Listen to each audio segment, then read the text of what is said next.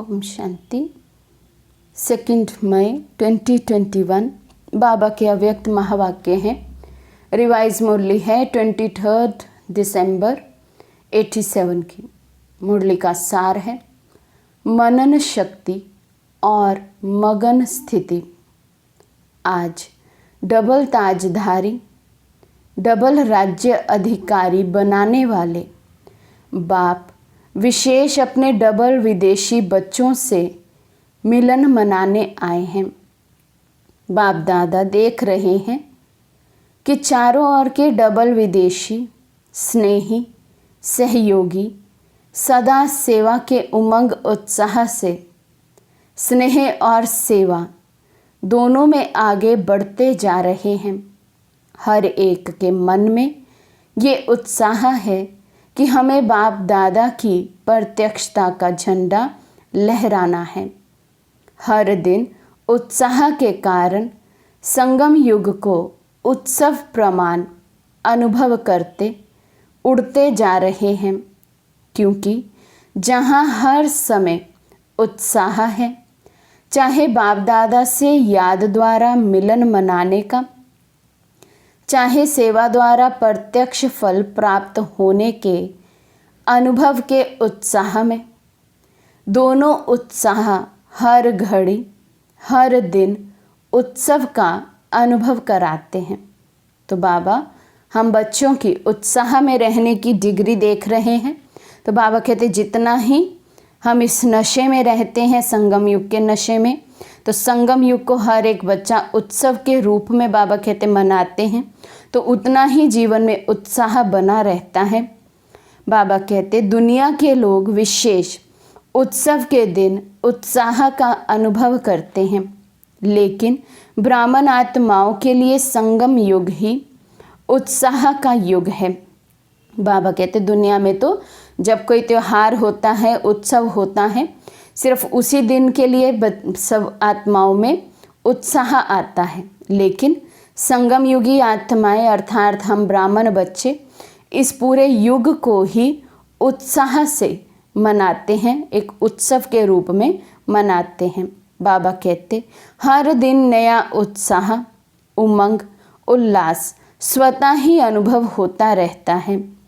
इसलिए संगम युग के हर दिन खुशी की खुराक खाते, बाप द्वारा अनेक प्राप्तियों के गुण गाते, डबल लाइट बन सदा उत्साह में नाचते रहते हैं। बाबा पूछते उत्सव में क्या करते हैं? खाते हैं, गाते हैं और नाचते हैं। अभी विदेश में विशेष क्रिसमस मनाने की तैयारियां कर रहे हैं।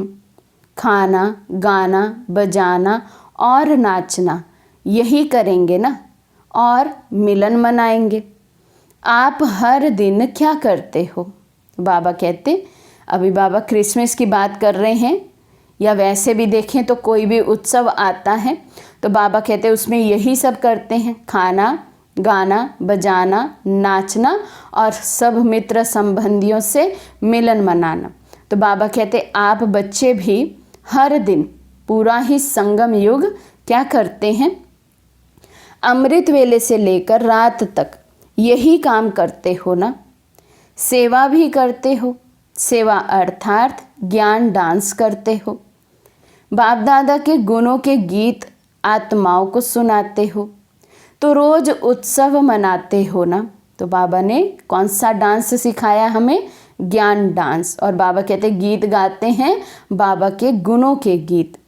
तो बाबा कहते कोई दिन ऐसा नहीं जो सच्चे ब्राह्मण ये कार्य ना करते हों। तो बाबा कहते जो सच्चे ब्राह्मण हैं, सिर्फ नाम के ब्राह्मण नहीं कि बीके बन गए, बाबा का नॉलेज ले लिया, 7 दिन का कोर्स कर लिया, बाबा बाबा कह लिया तो सच्चे ब्राह्मण बन गए, नहीं। बाबा ने कहा सच्चे ब्राह्मण वो जो सारा ही संगम युग उत्साह में मनाए, उत्सव के रूप में मनाए, बाबा से मिलन मनाते हुए मनाए। तो बाबा कहते जो सच्चे ब्राह्मण हैं वे ऐसे कोई हो नहीं सकते जो रोज़ ये गाना ना गाए और ऐसा डांस ना करे, अर्थात ज्ञान डांस ना करे और बाप के गुणों के गीत दूसरी आत्माओं को ना सुनाए। ऐसा बाबा कहते कोई भी ब्राह्मण हो नहीं सकता। संगम युग का हर दिन उत्साह भरे उत्सव का दिन है। वे तो 1-2 दिन मनाते हैं, लेकिन बाप दादा सभी ब्राह्मण बच्चों को ऐसे श्रेष्ठ बनाते हैं, ऐसी गोल्डन गिफ्ट देते हैं जो सदा के लिए संपन्न, सदा भरपूर बन जाते हो। वो लोग क्रिसमस के दिन का इंतज़ार करते हैं कि क्रिसमस फादर आकर आज गिफ्ट देंगे। वे क्रिसमस फादर को याद करते और आप क्रिसमस जैसा मीठा बनाने वाले बाप को याद करते हो। तो बाबा कहते अति मीठा बनाने वाले बाप को, क्रिसमस जैसा बनाने वाले बाप को हम बच्चे याद करते और वो तो सिर्फ क्रिसमस फादर को 1 दिन के लिए याद करते हैं। इतनी गिफ्ट मिलती है जो 21 जन्म ये गिफ्ट चलती रहती है। वे विनाशी गिफ्ट थोड़ा समय चल समाप्त हो जाएगी। ये अविनाशी गिफ्ट अनेक जन्म आपके साथ रहेगी। तो बाबा कहते बाबा से जो हमें गिफ्ट मिलती है वो 21 जन्म साथ चलती है। और वे लोग दुनिया में जो रीति रिवाज मनाते हैं, क्रिसमस फादर को अर्थात सेंटा क्लॉज को याद करते और गिफ्ट की डिमांड करते हैं। बाबा कहते अगर गिफ्ट मिल भी जाए तो है तो विनाशी ही। तो जैसे वो लोग क्रिसमस ट्री को सजाते हैं, बाप दादा इस बेहद के वर्ल्ड ट्री में आप चमकते हुए सितारों को, संगम युगी श्रेष्ठ धरती के सितारों को अविनाशी लाइट माइट स्वरूप में स्थित होने का अनुभव कराते हैं। वो लोग भी स्टार को मानते हैं, स्टार्स सजाते हैं। आप स्टार्स का यादगार स्थूल चमकती हुई लाइट्स के रूप में दिखाते हैं, या लाइट से सजाते या फूलों से सजाते हैं। ये किसका यादगार है? बाबा कहते मैं यहाँ संगम युग पर तुम्हें चैतन्य सितारा बना देता हूँ। इसलिए फिर यादगार रूप में वे जब क्रिसमस ट्री बनाते हैं या कहीं पर भी कोई सजावट करते हैं तो लाइट्स लगाते हैं, स्टार्स लगाए जाते हैं। बाबा कहते ये किसका यादगार है? रूहानी खुशबूदार फूलों ब्राह्मण आत्माओं का। तो बाबा कहते या तो स्टार्स से डेकोरेशन करते हैं या फिर फ्लावर्स से डेकोरेशन करते हैं। तो फूलों से डेकोरेशन की तो बाबा कहते वे किसका यादगार है? इस समय जब बच्चे रूहानी खुशबूदार फूल बनते हैं, अर्थात अपनी रूहानियत की खुशबू वे चारों ओर फैलाते हैं, तब हम ब्राह्मण आत्माओं की ये यादगार बनती है फूलों के रूप में जो डेकोरेशन होती है। बाबा कहते ये सब उत्सव आप संगम युगी ब्राह्मणों के उत्साह भरे उत्सवों के यादगार हैं। संगम युग पर कल्प वृक्ष के चमकते हुए सितारे, रूहानी गुलाब आप ब्राह्मण आत्माएं हो। अपना ही यादगार स्वयं देख रहे हो। अविनाशी बाप द्वारा अविनाशी रत्न बनते हो, इसलिए अंतिम जन्म तक अपना यादगार देख रहे हो। डबल रूप का यादगार देख रहे हो।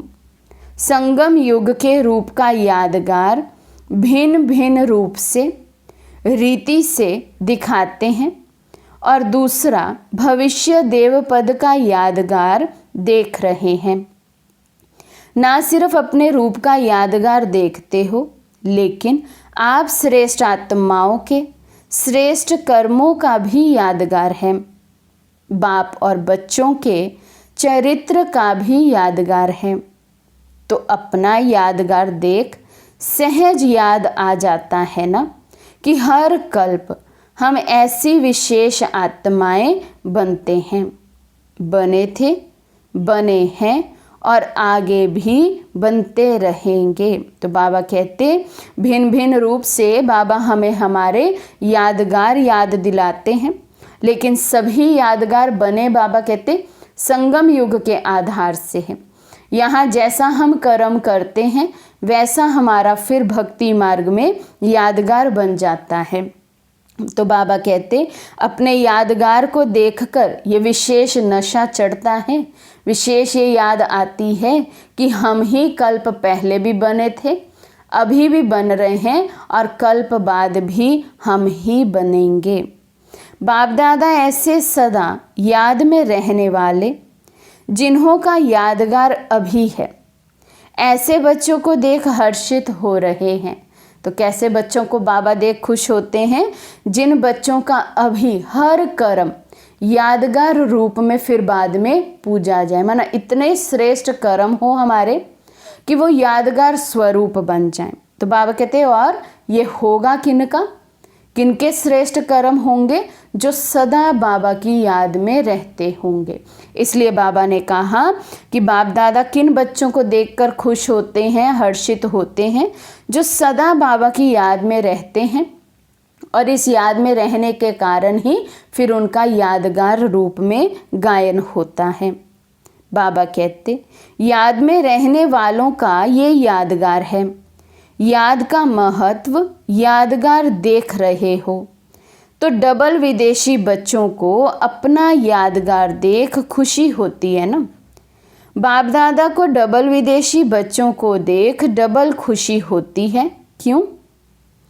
एक तो कोने कोने में कल्प पहले वाले बिछड़े हुए खोए हुए बच्चे फिर से मिल गए। खोई हुई चीज़ अगर मिल जाती है तो खुशी होती है ना। बाप तो सभी बच्चों को देख खुश होते, चाहे भारतवासी हो चाहे विदेशी। दूसरी बात डबल विदेशी बच्चों की है जो भिन्न धर्म भिन्न रीति रस्म के पर्दे के अंदर छिपे हुए होते भी इस पर्दे को सहज समाप्त कर बाप के बन गए।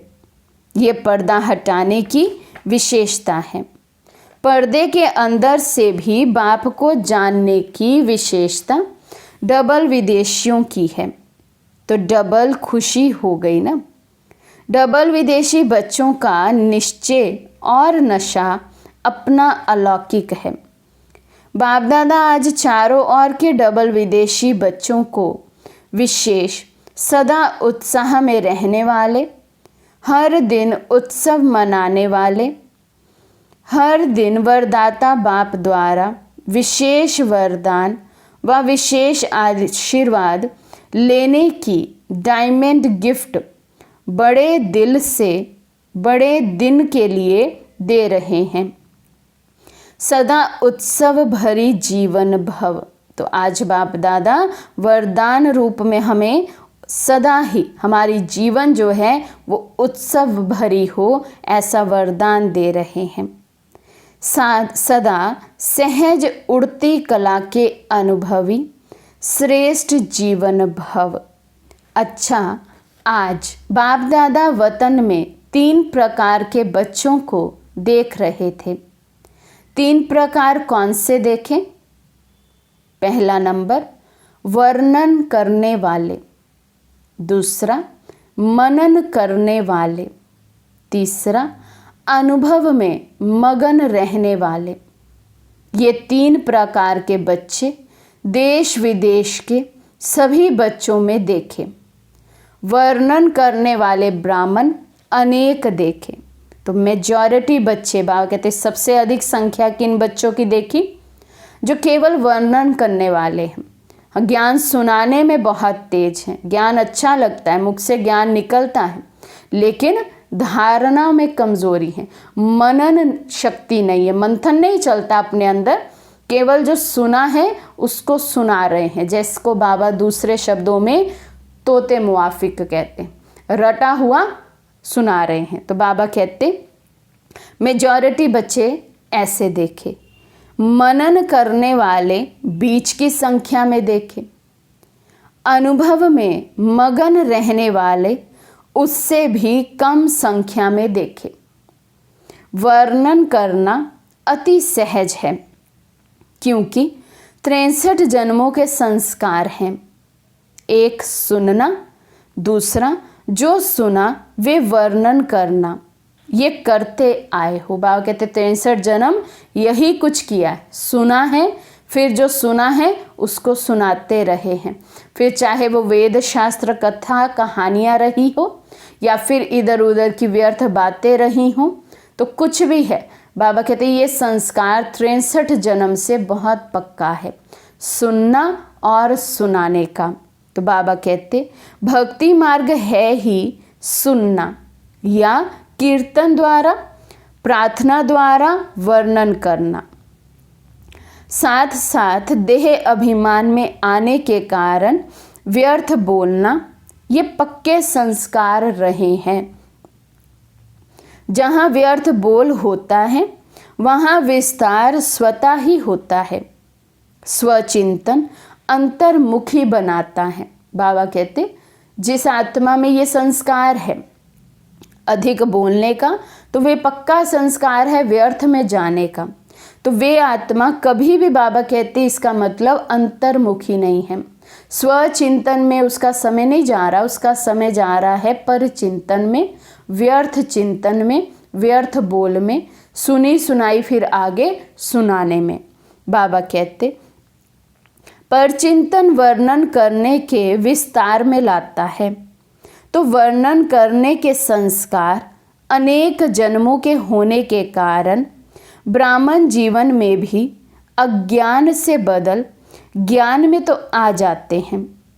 ज्ञान को वर्णन करने में जल्दी होशियार हो जाते हैं।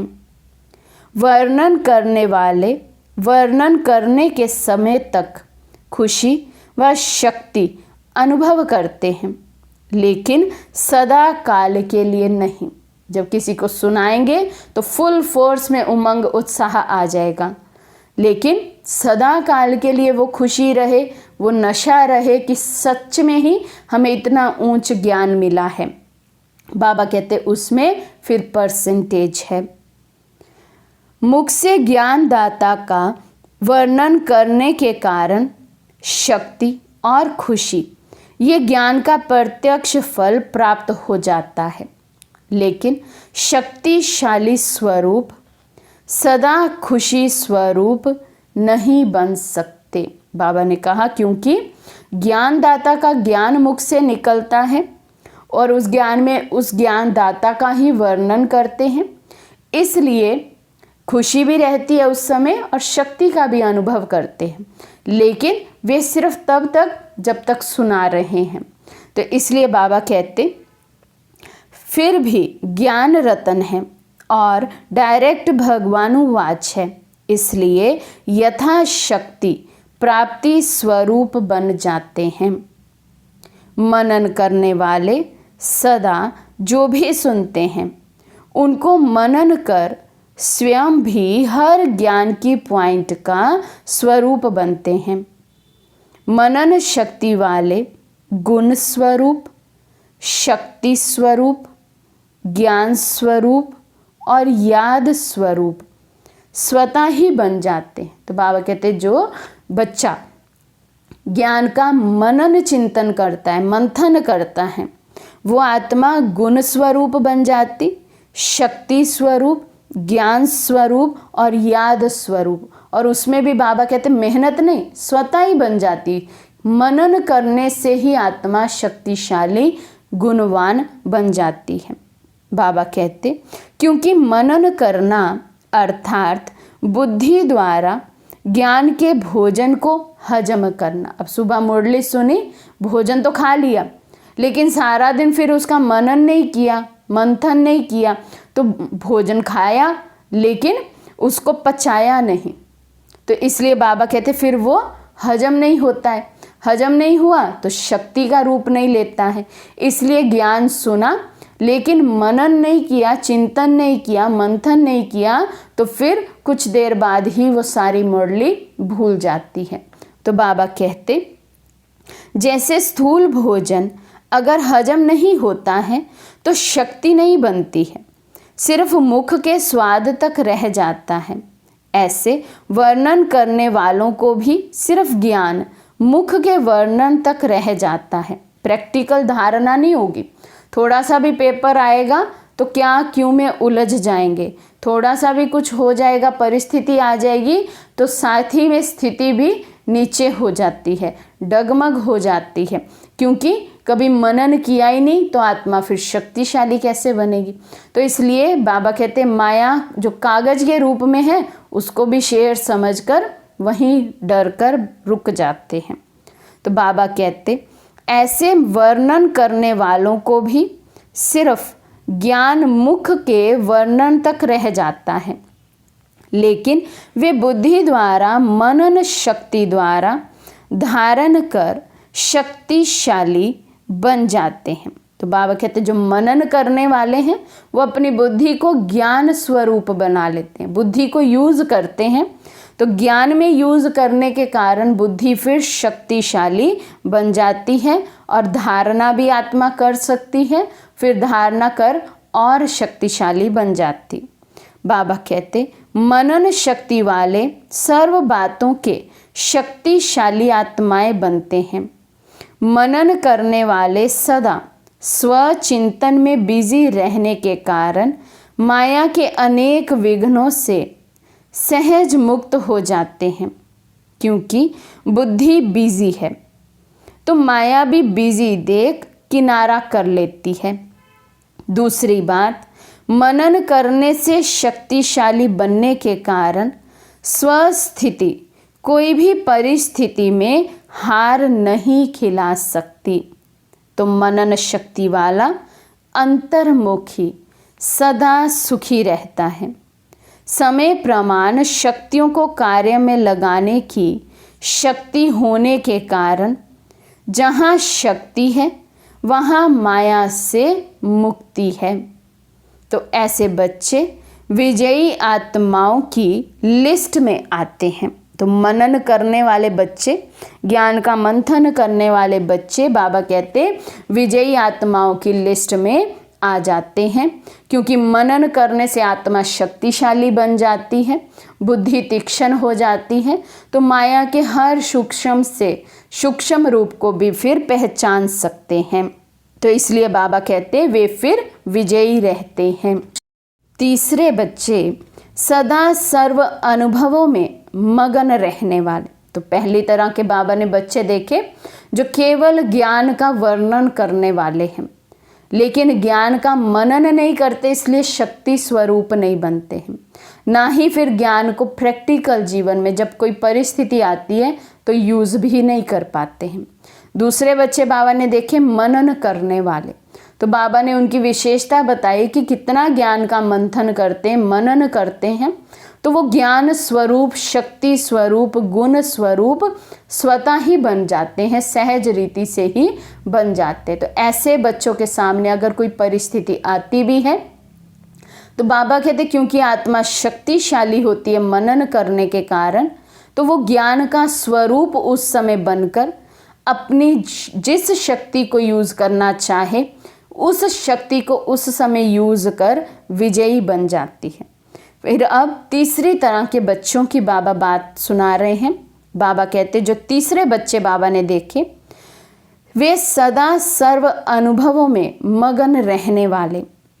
मनन करना ये सेकंड स्टेज है, लेकिन मनन करते हुए मगन रहना ये फर्स्ट स्टेज है। बाबा कहते नंबर 1 स्टेज कौन सी है? ज्ञान का मनन करते करते उसके अनुभव में मगन हो जाना। जैसे बाबा हर मुरली में हमें आत्मा का ज्ञान याद दिलाते हैं। कुछ होंगे वो ये सुनकर और सुनाकर ही ख़त्म कर देंगे, हाँ हम ये दे नहीं, हम आत्मा हैं, मैं आत्मा मालिक हूँ, मैं आत्मा कर्म इंद्रियों का राजा हूँ। वो सिर्फ सुनने और सुनाने तक है। कुछ बच्चे होंगे कि मैं आत्मा मालिक हूँ, इसका मनन करेंगे कि इसका क्या अर्थ बाबा ने समझाया, इसकी गहराई में जाएंगे और गहराई में जाते जाते फिर वे अपनी आत्मिक स्थिति में स्थित हो जाते हैं। उस अवस्था में फिर वे मगन हो जाएंगे। तो बाबा कहते फिर वो तीसरी तरह के बच्चे मगन अवस्था वाले बच्चे, और वो अवस्था नंबर 1 की अवस्था है। बाबा समझाते मगन रहने वाले स्वतः ही निर्विघ्न तो रहते ही हैं, लेकिन उससे भी ऊंची विघ्न विनाशक स्थिति रहती है। अर्थात स्वयं निर्विघ्न बन औरों के भी विघ्न विनाशक बन सहयोगी बनते हैं। तो बाबा कहते जो मगन रहने वाले बच्चे, अनुभवी स्वरूप बच्चे बन जाते हैं, वे स्वयं तो उनके जीवन में तो कोई विघ्न आएगा ही नहीं। ये नहीं बाबा कह रहे कि पेपर नहीं आएगा, परिस्थिति नहीं आएगी, लेकिन वो पेपर विघ्न रूप नहीं बनकर खड़ा हो जाएगा। मनन करने वाला, मनन के बाद फिर मगन होने वाला बच्चा, उसमें इतनी कैपेसिटी होगी कि परिस्थिति आने पर भी उसको पार कर ले। तो बाबा कहते अपना जीवन तो सहज रीति ज्ञान और योग के बल से व्यतीत होता ही है, लेकिन अन्य आत्माओं के विघ्न को भी हरने की उसमें पावर आ जाती है। तो बाबा कहते अनुभव सबसे बड़े ते बड़ी अथॉरिटी है। अनुभव की अथॉरिटी से बाप समान मास्टर ऑलमाइटी अथॉरिटी की स्थिति का अनुभव करते हैं। मगन अवस्था वाले अपने अनुभव के आधार से औरों को निर्विघ्न बनाने के एग्जाम्पल बनते हैं, क्योंकि कमज़ोर आत्माएं उन्हों के अनुभव को देख स्वयं भी हिम्मत रखती हैं, उत्साह में आती हैं। हम भी ऐसे बन सकते हैं। मगन रहने वाली आत्माएं बाप समान होने के कारण स्वतः ही बेहद के वैराग्य वृत्ति वाली, बेहद के सेवाधारी और बेहद के प्राप्ति के नशे में रहने वाले सहज बन जाते हैं। मगन रहने वाली आत्माएं सदा कर्मातीत अर्थात कर्म बंधन से न्यारी और सदा बाप की प्यारी है। मगन आत्मा सदा तृप्त आत्मा, संतुष्ट आत्मा, संपन्न आत्मा, संपूर्णता के अति समीप आत्मा है। तो मगन रहने वाली आत्मा की निशानियां बाबा सुना रहे हैं कि वे बेहद के सेवाधारी होंगे, बेहद प्राप्ति के नशे में रहने वाले होंगे, बाप समान होने के कारण वे बेहद की वैराग्य वृत्ति वाले भी होंगे, कर्मातीत स्थिति के बहुत नज़दीक होंगे, इसलिए कर्म बंधन से न्यारी और बाप की प्यारी आत्मा होगी। तृप्त होंगे, संतुष्ट होंगे, संपन्न आत्मा होंगे, संपूर्णता के समीप होंगे। बाबा कहते सदा अनुभव की अथॉरिटी के कारण सहज योगी, स्वतः योगी ऐसी श्रेष्ठ जीवन, न्यारी और प्यारी जीवन का अनुभव करते हैं। उनके मुख से अनुभवी बोल होने के कारण दिल में समा जाते हैं और वर्णन करने वाले के बोल दिमाग तक बैठते हैं। तो समझा फर्स्ट स्टेज क्या है। मनन करने वाले भी विजयी हैं, लेकिन सहज और सदा में अंतर है। बाबा कहते हैं मनन करने वाले भी विजयी, लेकिन वो सहज विजयी नहीं होते और सदा के विजयी नहीं रहते। उन्हें कहीं ना कहीं फिर भी युद्ध करनी पड़ती है, फिर वो विजयी होते हैं। माना पहले व्यर्थ चलेगा, फिर उस व्यर्थ को ख़त्म करने के लिए समर्थ संकल्प चलाएंगे, फिर वो समर्थ संकल्प अपना कार्य करेंगे। माना उनकी युद्ध कहीं ना कहीं चली रहती है, भले वो विजयी हैं, लेकिन सहज विजयी और सदा काल के विजयी नहीं हैं। बाबा कहते मगन रहने वाले सदा बाप की याद में समाये हुए होते हैं। तो अनुभव को बढ़ाओ, लेकिन पहले वर्णन से मनन में आओ। तो अनुभवी मूर्त कब बनेंगे? बाबा कहते पहले जो सुना है उसको मनन तक तो लाओ, उसका मंथन तो करो। कई आत्माएं तो कहती है हमारा ज्ञान का मंथन ही नहीं चलता, समझ में नहीं आता है मंथन करना कैसे होता है। तो इसलिए बाबा कहते अभी तो कितनी नीचे की स्टेज पर है, अभी तो सिर्फ सुन रहे हैं, सुना रहे हैं, वर्णन कर रहे हैं, लेकिन उस वर्णन करने से ना तो हमें खुद को शक्ति मिलती है, ना ही हम किसी को शक्ति ट्रांसफ़र कर सकते हैं। तो ना ही खुद धारणा स्वरूप बन सकते, ना किसी को धारणा स्वरूप बना सकते हैं। तो इसलिए बाबा कहते हैं अनुभवी तो सबसे ऊपर की स्टेज है, अनुभवी मूर्त बनना। लेकिन सबसे पहले बाबा कहते बीच की स्टेज पर तो आओ, मनन तो करो।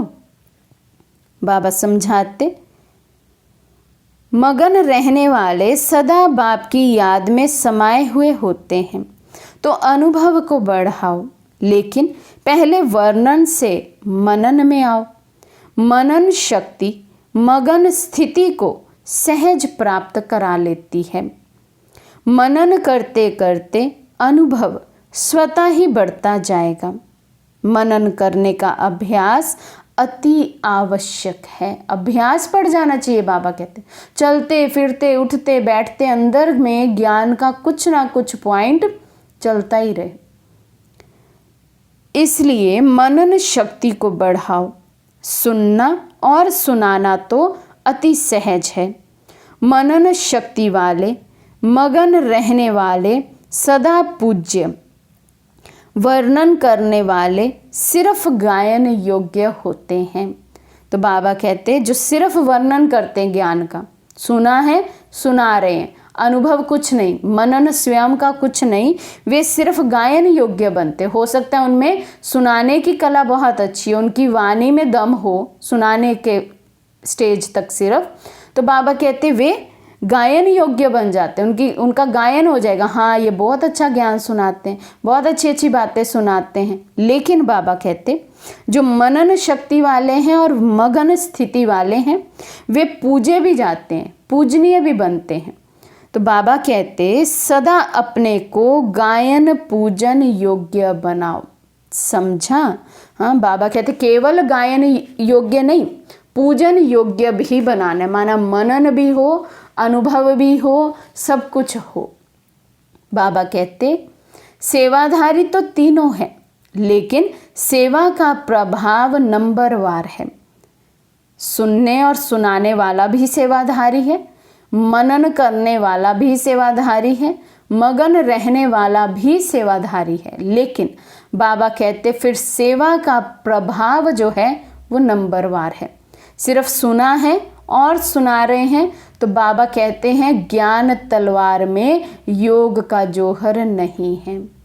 योग कैसे लगेगा जब मनन नहीं किया तो मगन हुए नहीं। तो इसलिए बाबा कहते फिर वहाँ पर प्रभाव जो सेवा का हो उसमें नंबरवार हो जाते हैं। नंबरवार में नहीं आना, नंबर 1 बनना है। अच्छा, सदा अपने को डबल राज्य अधिकारी, डबल ताजधारी, श्रेष्ठ आत्मा अनुभव करने वाले, सदा मनन शक्ति द्वारा मगन स्थिति का अनुभव करने वाले, सदा बाप समान अनुभवी मास्टर ऑल माइटी अथॉरिटी स्थिति के अनुभवी मूर्त बनने वाले, सदा अपने शक्तिशाली पूज्य स्थिति को प्राप्त करने वाले, ऐसे नंबर 1 सदा विजयी बच्चों को बाप दादा का याद प्यार और नमस्ते।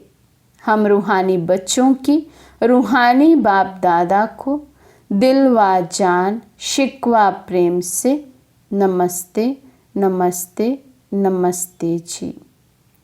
फिर है विदेशी भाई बहनों के ग्रुप से मुलाकात। बाबा पूछते विदेश में रहते स्वदेश स्वरूप की सदा स्मृति में रहने वाले हो, तो हम भी चेक करें और रिजल्ट बाबा को सुनाएं। क्या सदा हम स्वदेश और स्वस्वरूप की स्मृति में रहते हैं? जैसे बाप परम धाम से इस पुराने पराये देश में प्रवेश हो आते हैं, ऐसे आप सभी भी परम धाम निवासी श्रेष्ठ आत्माएं, सहज योगी आत्माएं ऐसे अनुभव करती हो कि हम भी परम धाम निवासी आत्माएं इस साकार शरीर में प्रवेश कर विश्व के कार्य अर्थ निमित्त हैं।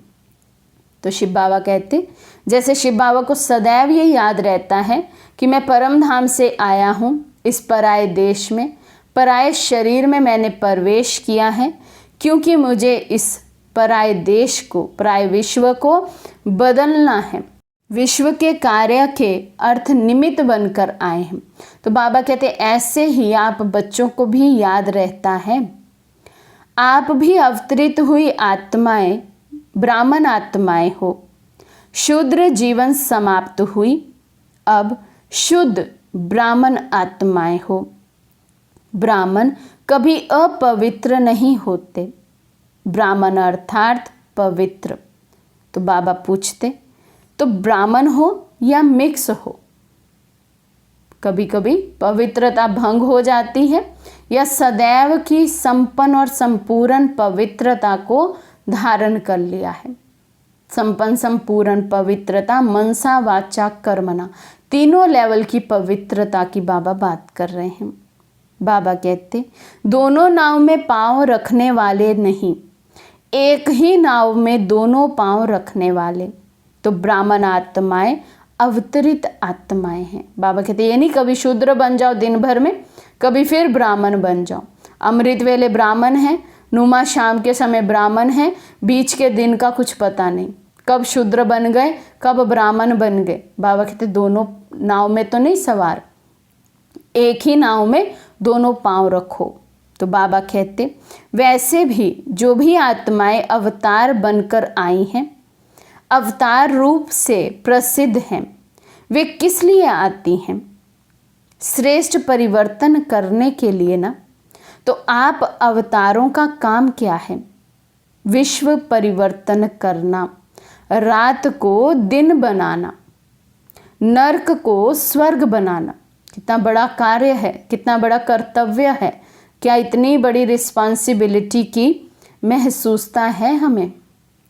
बाबा कहते इतना बड़ा कार्य करने के लिए अवतरित हुए हो, अर्थात ब्राह्मण बने हो। ये काम याद रहता है?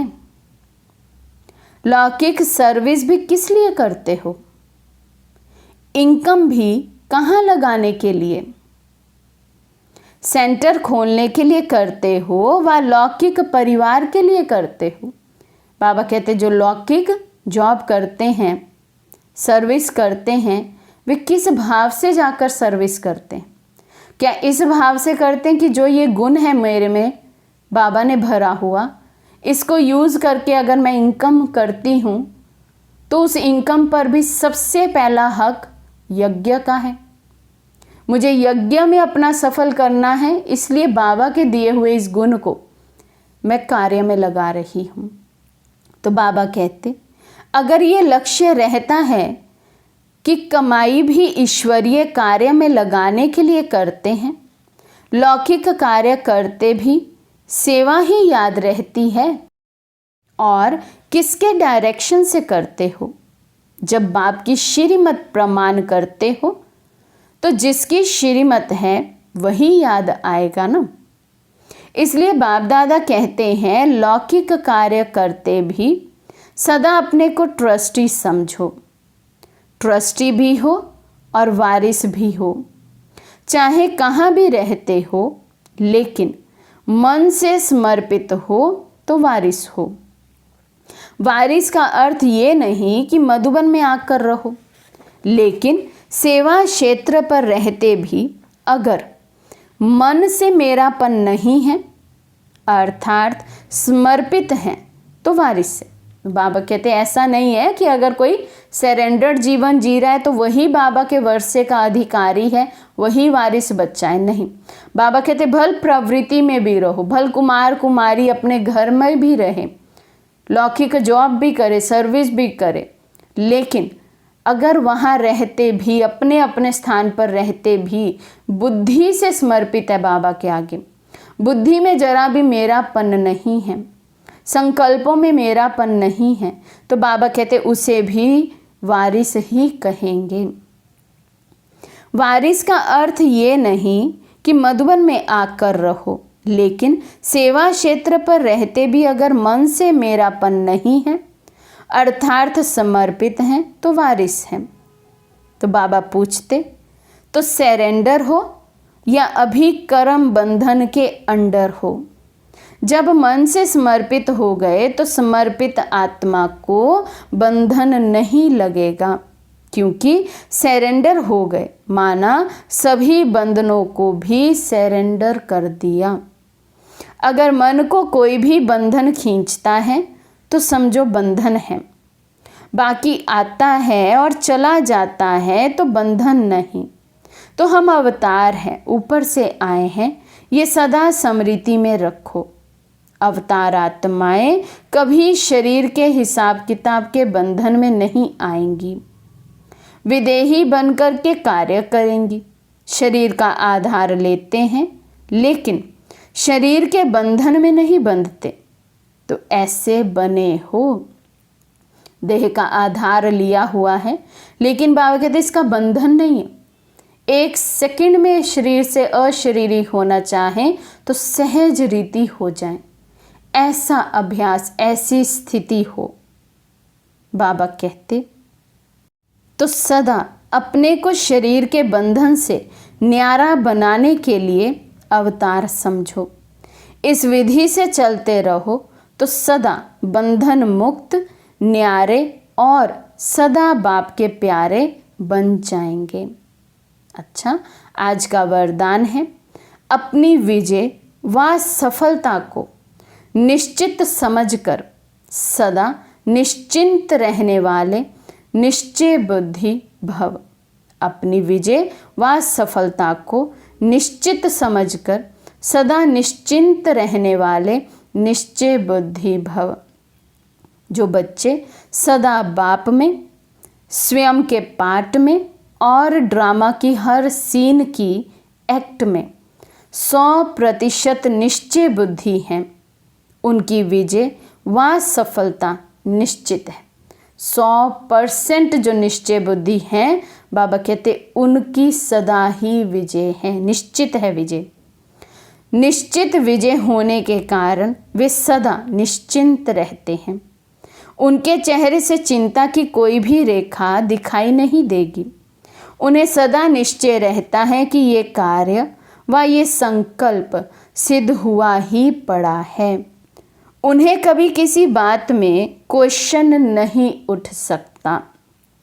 प्रसन्नचित्त होंगे, प्रसन्नचित्त नहीं होंगे, निश्चय बुद्धि होंगे, क्योंकि बाबा के दिए इस वरदान पर निश्चय है उनको कि हमारी विजय निश्चित है। तो इसलिए बाबा कहते निश्चिंत अवस्था में फिर वे रहते हैं।